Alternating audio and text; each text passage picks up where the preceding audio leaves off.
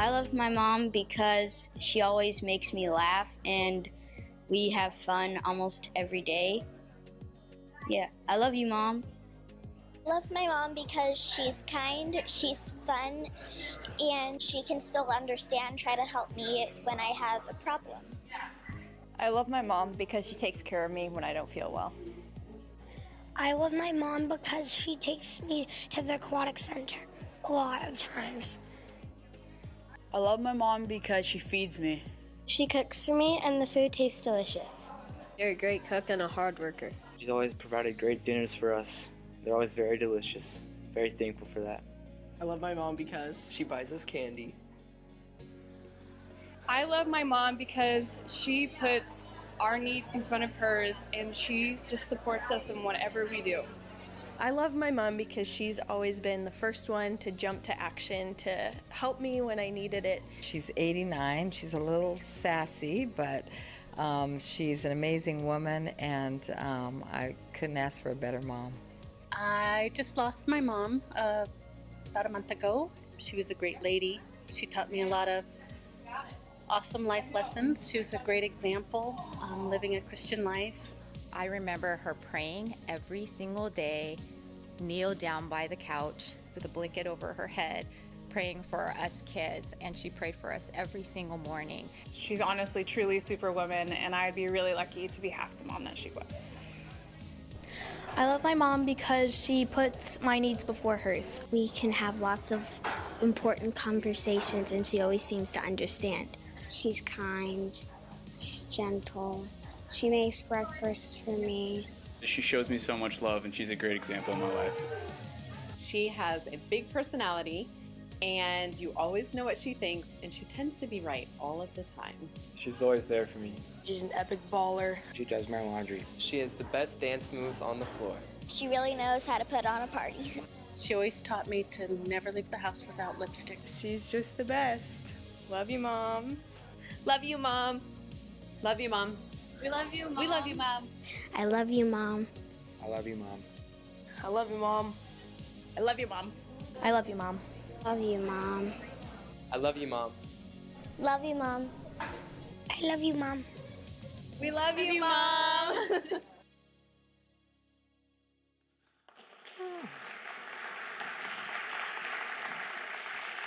That was great. I love that. That is fantastic. So happy Mother's Day to all in the room. It's great to see you today.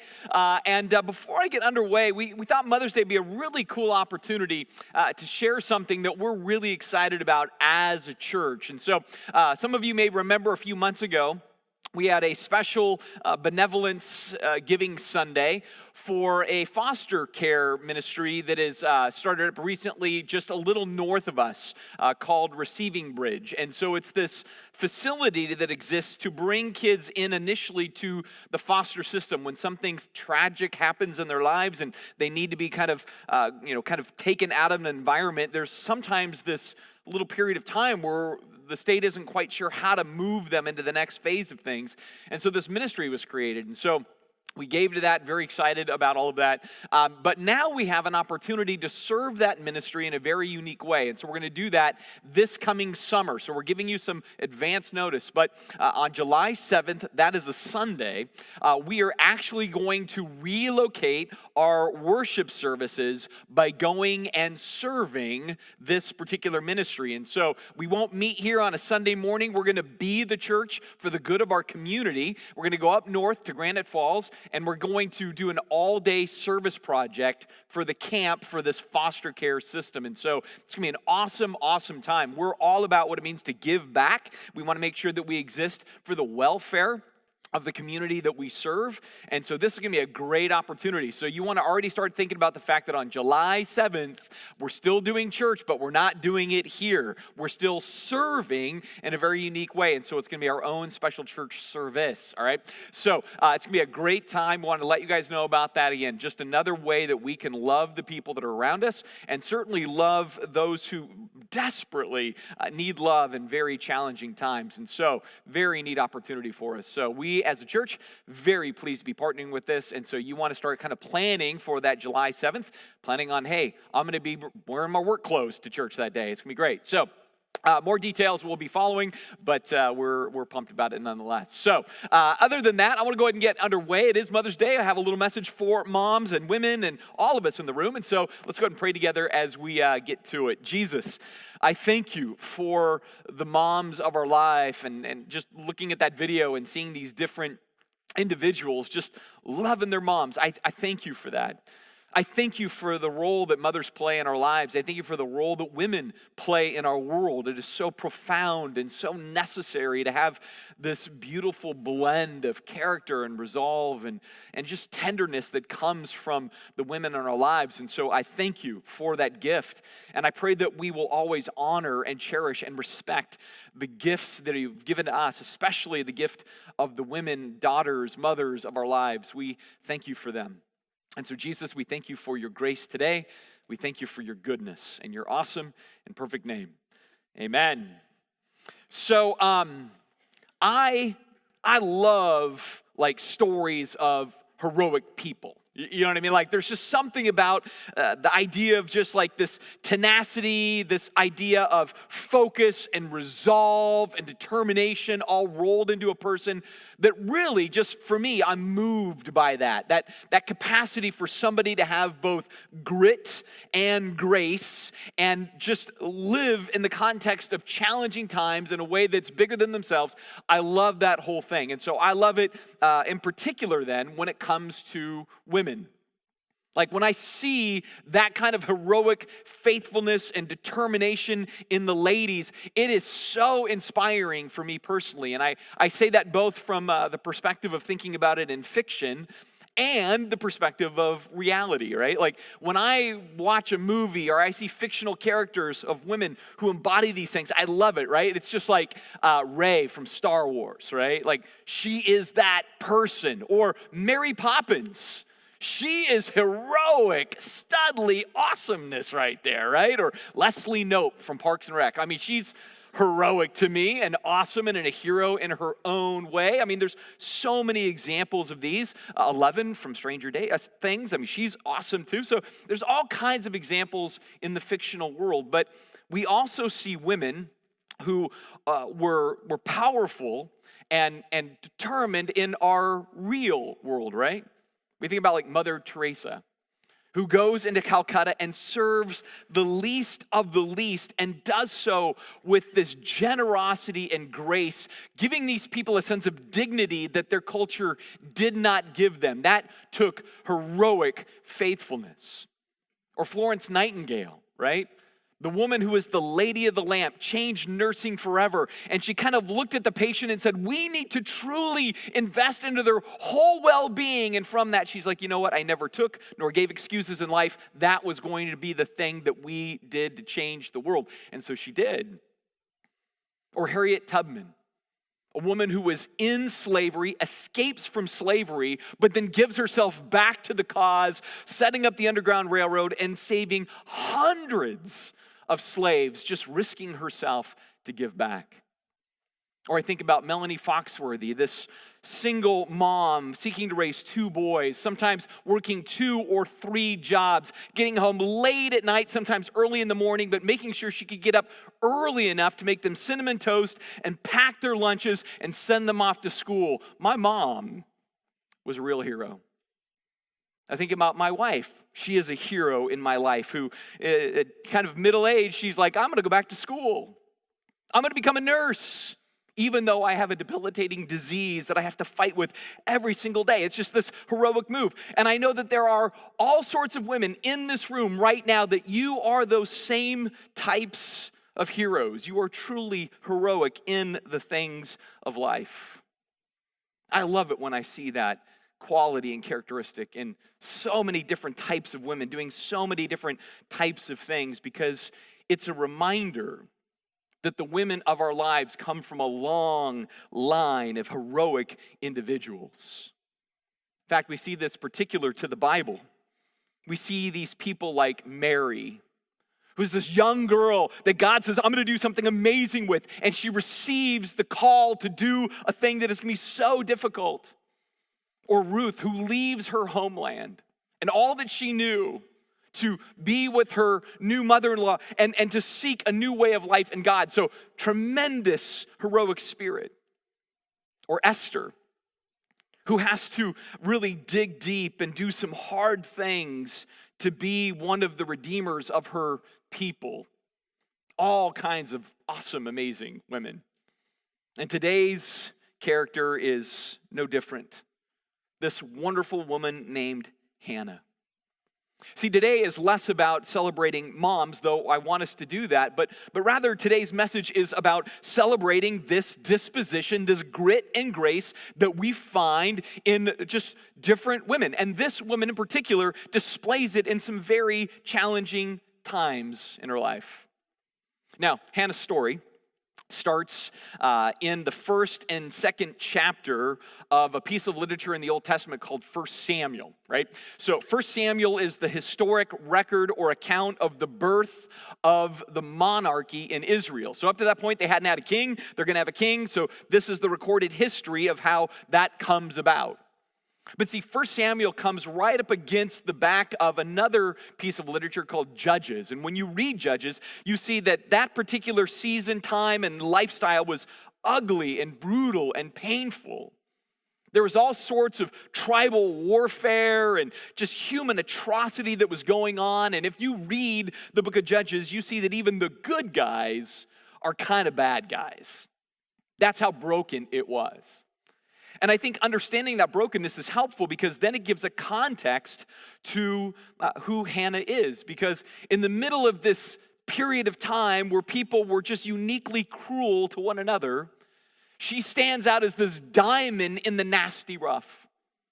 She brings to the table this beauty and sensitivity and earnestness and honesty and this sense of sacrificial giving that is just unheard of to much of the environment that she is living in.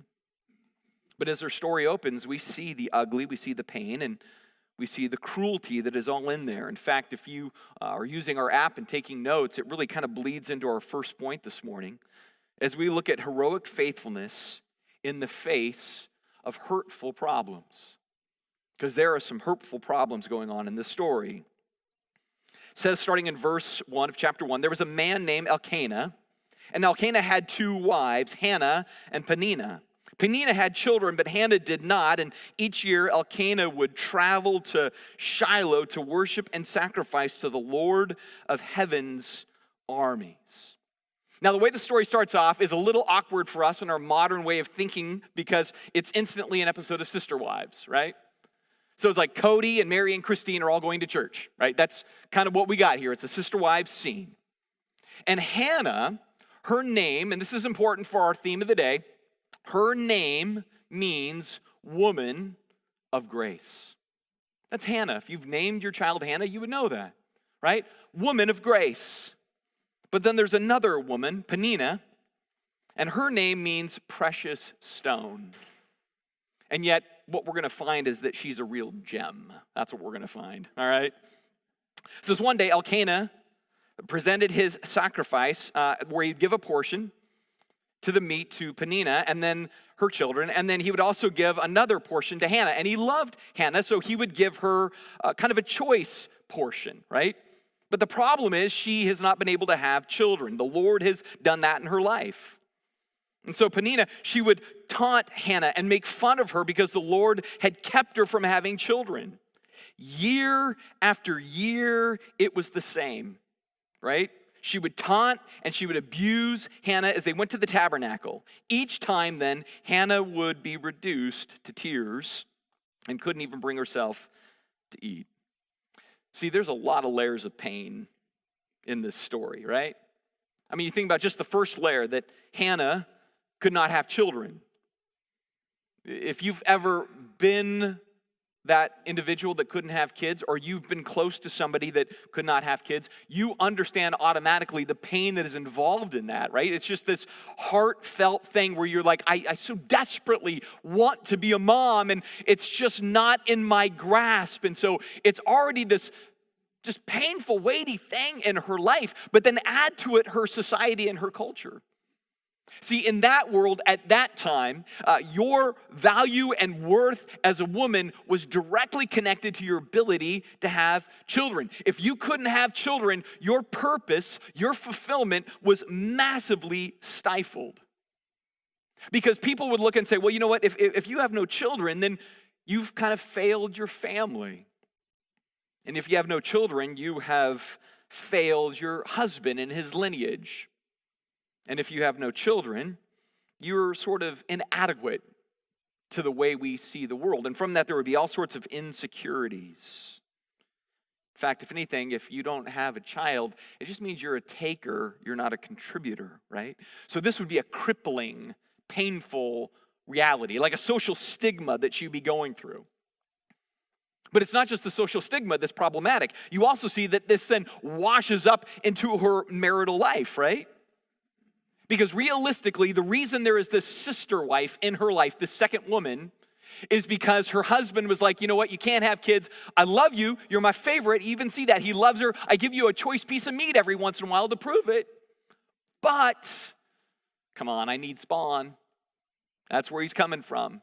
So he gets another wife to have children, right? I choose you, Hannah. I dig you, Hannah. You're my favorite, Hannah. But I need kids. And so she feels like she's letting her husband down, and now she's got to share her husband with another person. And of all the people her husband could have married, he married Regina George from Mean Girls, right?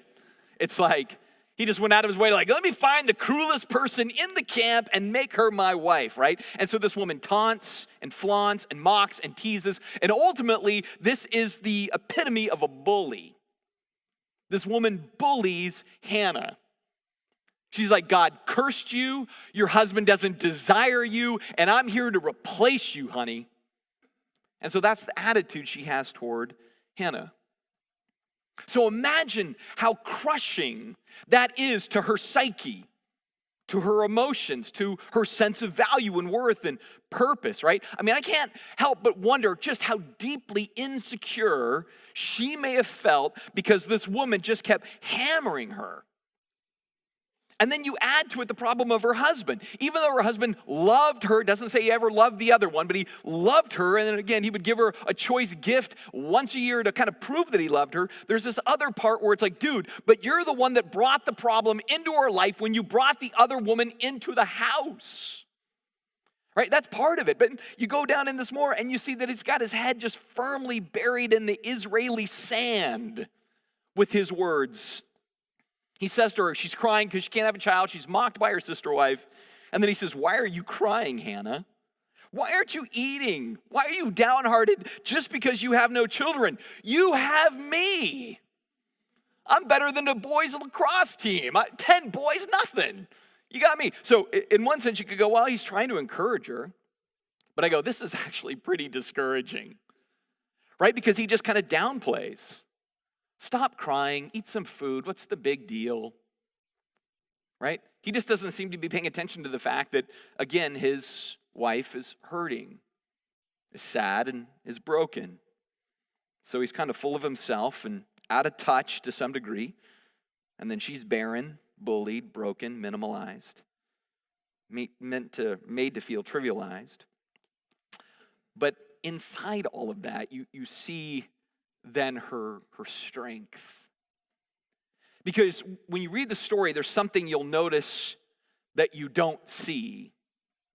You don't see anywhere in the story where she is lashing out or retaliates, bites back, storms away, grows bitter.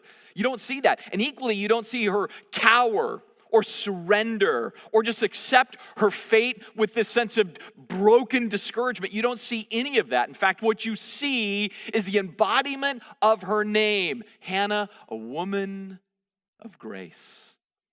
You see grace in its strongest form. It's like it's her fortitude. It is her strength. It is this display of otherworldliness that she demonstrates in her disposition. And she does this in this heroic faithfulness, even though the conditions are awful. They're awful. I mean, I don't know if you've ever been bullied, but it's pretty terrible, right? Imagine if you were bullied in your own home and the one person that could step in chooses not to and just says, stop crying, get over it, eat some food. See, I think that's pretty devastating, but in all of that, we see her courage and her focus. We see her heroic faith. We see it in the way she deals with her hurt. She deals with it through prayer, right? She displays her heroic faithfulness through a painful prayer. It says once, after many years of getting taunted and mocked and beat up and everything else, once, after a sacrificial meal at Shiloh, Hannah got up and went to pray. Eli the priest was sitting in his customary place beside the entrance of the tabernacle, and Hannah was in deep anguish. She was crying bitterly as she prayed to the Lord, and she made this vow. O Lord of heaven's armies, if you will look upon my sorrow and answer my prayer and give me a son, then I will give him back to you, and he will be yours for his entire lifetime as a sign that he has been dedicated to the Lord. So I look at this and I go, man, this is really pretty epic for a number of reasons. First of all, I love it that she is so emotionally unfiltered.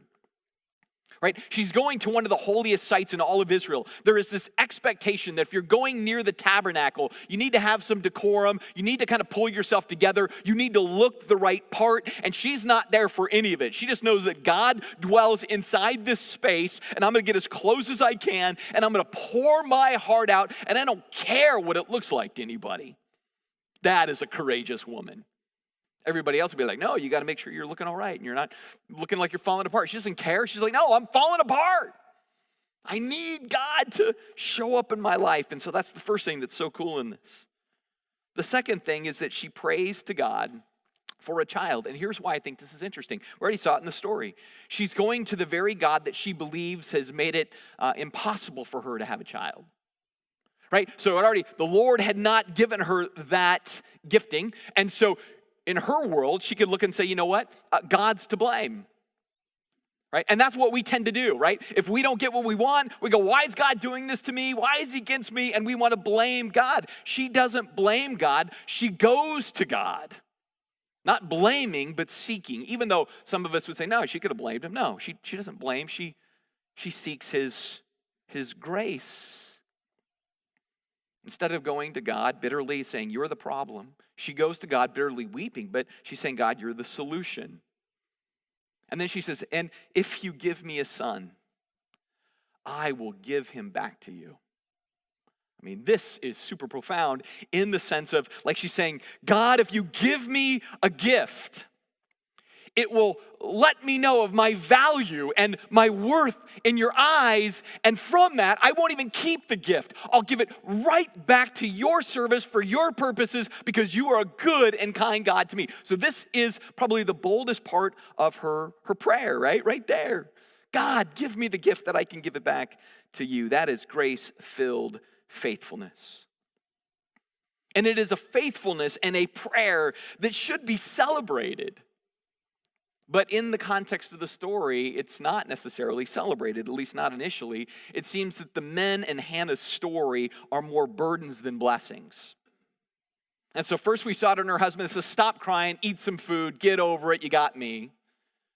And now she's at church, basically, and she's praying to the Lord, and Eli was sitting there and he's watching, and he sees her lips moving, but he hears no sound. So he thought she had been drinking, and so he says, you must come here. Just stop drinking. Did you come here actually with some alcohol on your breath to pray? What are you thinking? What are you doing, right? Just throw your wine away. I mean, this is a bummer to me. It's like, man, you go to church to pour your heart out, and your pastor accuses you of pounding Jägermeister before you showed up and says, just stop. Stop praying, stop talking, stop everything because you're just a drunk here right now. Now, at this point, she could revolt. She could freak out. She could go all Aaron Brockovich on him. She could do whatever she wanted to do. But she is a woman of grace. And so she says, oh, no, sir. I haven't been drinking wine or anything stronger. I am very discouraged, and I was pouring out my heart to the Lord. Do not think I am a wicked woman, for I have been praying out of great anguish and sorrow. See, I can't help but still think about how here's another voice in her life that's laying down a track of inadequacy. You know, if you're here doing what you're doing, you must be a drunk. Stop crying, get over it, eat some food. There's just these different voices in her life that could be really, really destructive. But she replies in humble transparency about her broken heart and her broken spirit in grace. And it seems to be so powerful that Eli just does a 180. He's like, oh, in that case, right? Go in peace. May the God of Israel grant the request that you have asked of him. So she says, oh, thank you, sir, she exclaimed. And then she went back and began to eat again, and she was no longer sad. Most of us would just go on Yelp and say, that church stinks, 1 star, right? That's what we would do. She says, thank you, sir, right? And then she takes off, right? And the woman that had no appetite begins to eat. The woman who had sorrow is no longer sad. The one that was aching for hope is now hope-filled, right? She is a woman to take note of. From this, we see the heroic faithfulness rewarded by God's unique provision. It says the entire family got up early the next day, and they went to worship the Lord once more. And then they returned home to Ramah. When Elkanah slept with Hannah, the Lord remembered her plea, and in due time she gave birth to a son, and she named him Samuel. For she said, I have asked the Lord for him. And so his name means God heard. God heard me, right? Now, what I want to say about this is that God doesn't always answer the prayer we utter in the way that we would want it.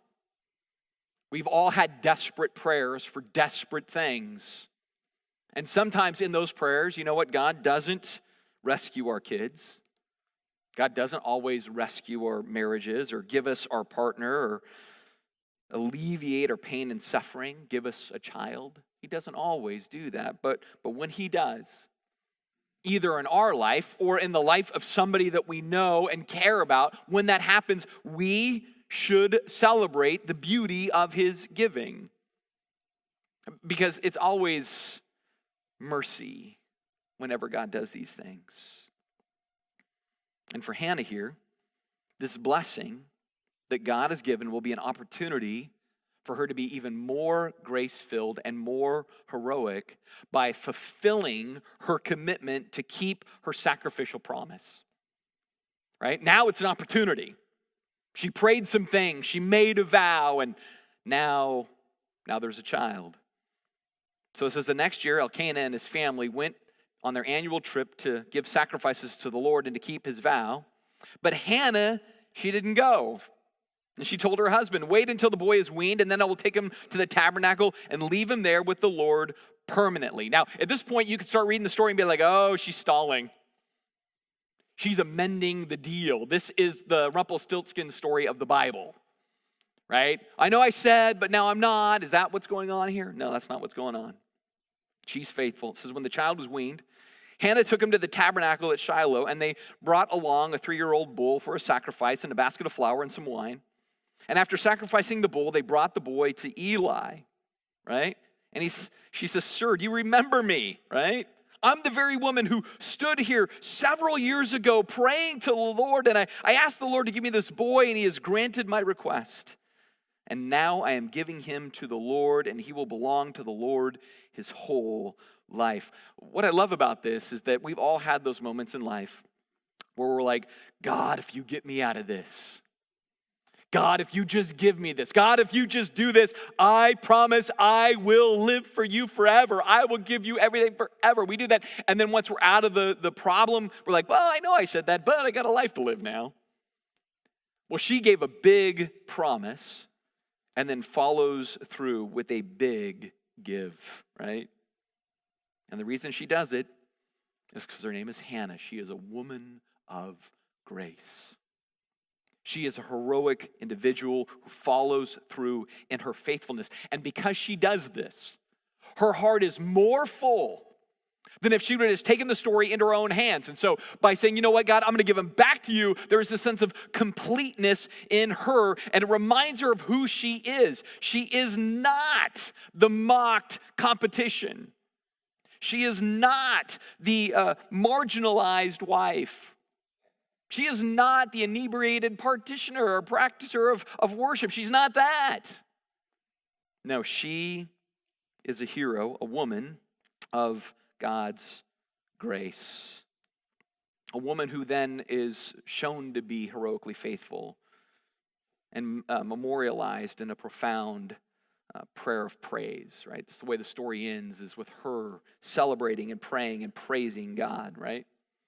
And when you read this prayer of hers, it's one of the most epic prayers in the Bible. Like, honestly, like if you started comparing all the prayers, hers is pretty profound, right? And so here she is. She leaves her child as like kind of this Jewish version of a Padawan learner to the Jedi order of the priesthood, right? Like they're going to raise this child. She will not raise her child from this day forward. But as this happened, she worshiped. And it says, Hannah prayed, "My heart rejoices in the Lord. The Lord has made me strong. Now I have an answer for my enemies." Right? "I rejoice because you rescued me. No one is holy like the Lord. There is no one besides you. There is no rock like our God." Now the prayer continues after that, but I think the opener gives you the essence. "I rejoice because you have given me joy and you've given me rescue. I am strong because, God, you have strengthened me." I have an answer now for somebody that says you have no value, you have no purpose, you have no worth, you have no contribution here. She goes, now I have an answer. God has defined my value, my purpose, and my worth. And so she celebrates. And the same is true for every woman in this room. God has defined your value. God has defined your purpose. God has defined your worth. He is in the midst of your life in such a way that he hears your cries, hears your pain, he hears your wounds. He sees your sacrifice. He sees your bravery, sees your courage. He defines your value, your beauty, and your worth. And he is the one that grants you strength and grace to live heroic faith. Let's pray together. Jesus, I thank you for the reminder of Hannah. I thank you that she mentors me on what it means to truly trust you, to go to you, to not grow bitter, to not be wounded by the ugliness of life, but rather to press forward in heroic faithfulness. I pray that we all would learn those lessons and live by those truths. And from this, we would seek you out even more. I thank you for the women of our lives. I thank you for the moms in our lives. I pray for special grace on them, special stamina, special joy that only comes from you. We thank you, Jesus, and praise you in your good name. Amen.